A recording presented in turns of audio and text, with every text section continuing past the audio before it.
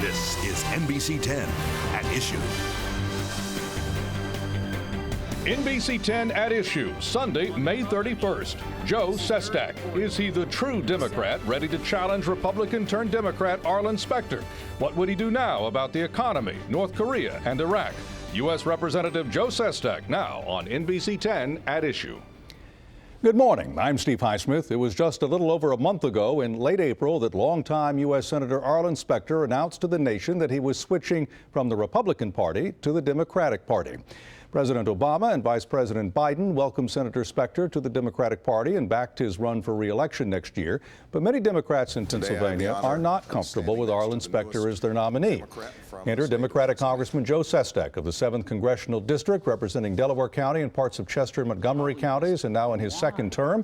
The former Vice Admiral in the U.S. Navy and vocal critic of President Bush's prosecution of the war in Iraq appears to be set to formally run against Arlen Specter for the Democratic nomination. Congressman Sestak joins me now on NBC10 at Issue. Congressman, good to see you again. Good to see you, Steve. Let's start with what you think now, had a few weeks to think about it, of Senator Specter's switch. I think that the anointment of Senator Arlen Specter as the nominee was something that wasn't correct by the Washington political establishment, the Democratic Party in Washington, that they thought they could actually tell us, independent-minded voters up here in Pennsylvania, that this was our candidate. So my take on it has been, I have gone around, exactly as I said, Steve, to listen to others and see if they felt the same way. And there's not an insignificant number that do. In addition, their concern is, what's he running for on the issues? And it doesn't appear to be those that are most challenging to us: economic opportunity, educational opportunity, and an energy policy. So I think the right thing is that there should be someone else in this race. Some of Senator Specter's critics say he has given the impression of a sense of entitlement that he thinks he has to the position. Do you agree with them? Well, I was surprised that when he was asked on a TV show, what did you get from this? And when pressed, he said, well, I got the seniority. He said, that's not what I was given. That's an entitlement.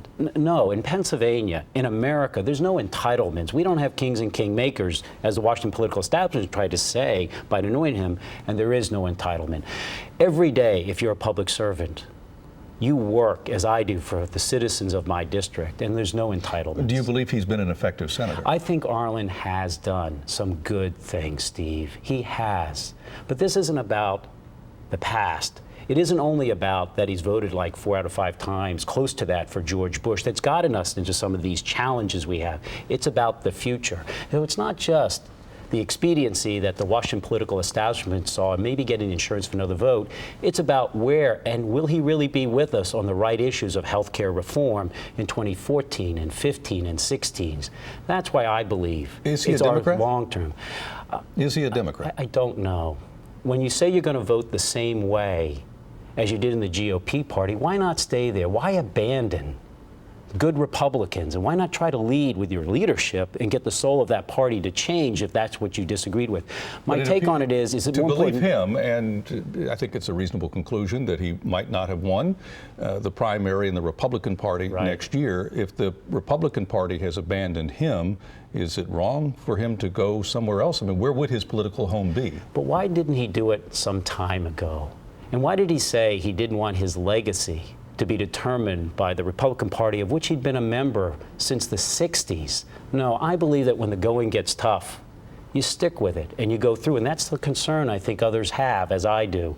Will he be with us or abandon us come after this election, 14, 15? It's not whether you're a Democrat or not only. I believe you have to work across the aisle. It's whether you're for the issues that we Pennsylvanians need to be addressed. I want to get into those issues a little bit later on, but let's get back to President Obama, in essence saying, I'm comfortable with Arlen Specter being a Democrat U.S. Senator after 2010.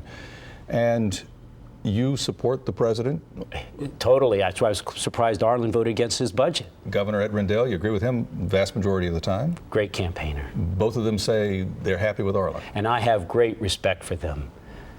But at the end of the day, it is about us, Pennsylvanians. When I joined the military back during the Vietnam War, it was for selfless service, like I got into the first congressional race, I'd like to think. And I think at the same time it's about service for the citizens you work for. And I keep in mind what President Obama said. A couple years ago, he he had a difficult decision of whether to get in or not when others tell him no. But at Arizona State University, he recently said the core mission of the Office of the Presidency is to ensure everyone has an opportunity. So I don't think he wants to preclude the opportunity for us Pennsylvanians to have another choice. Was it a cheap shot for Arizona State University not to give him an honorary degree? I think it would have been better for them to have acknowledged that he really, what an honorable man that he should have given him. I don't know if it's a cheap shot, but... Well, we'll get back to Arlen Specter here. In a conversation I had with him earlier this month, he said this to me: I did not represent the Republican Party. I represent the people of Pennsylvania. I cast the big vote. The big vote was the stimulus vote.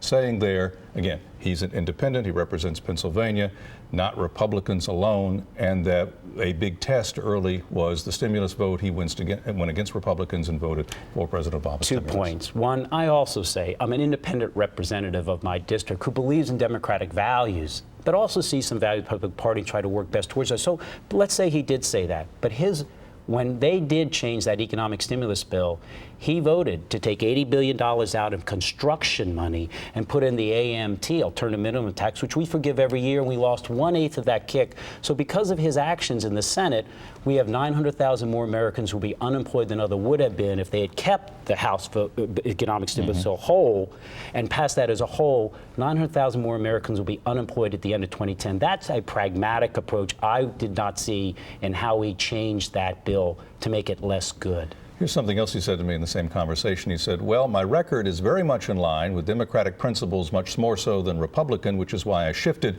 But take a look at it. Pro-choice, which is a Democratic bastion. He goes on to say embryonic stem cell research funded by the federal government, very important, very strong record for labor.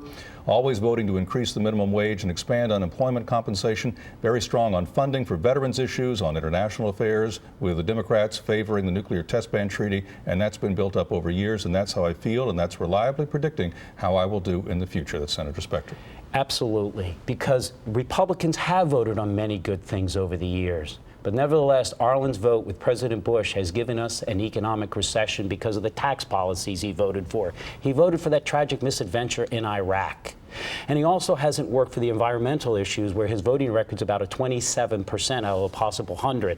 And an educational opportunity, I asked to get out of the Intelligence Committee because I headed the Navy's anti-terrorism unit, and be on the Education and Labor Committee because I wanted to work for the educational opportunity where Pennsylvania now has a 100% increase in the cost of a public tuition in the last 8 years that Arlen has been voting with President Bush. That's gotten us into these challenges. So you can pick individual ones, but the major issues of health security, education security, energy security, defense security, I think he's been wrong. Right, one more direction on this. If I were to say to you, look, Arlen Specter may not be there with the Democratic Party or President Obama 100% of the time, but an elected Specter is better than a 100% Democrat that doesn't get elected next fall and in 2010, or better than someone that is perceived as not as a moderate in Pennsylvania, if they say, for example, like a Tom Ridge Republican as a moderate.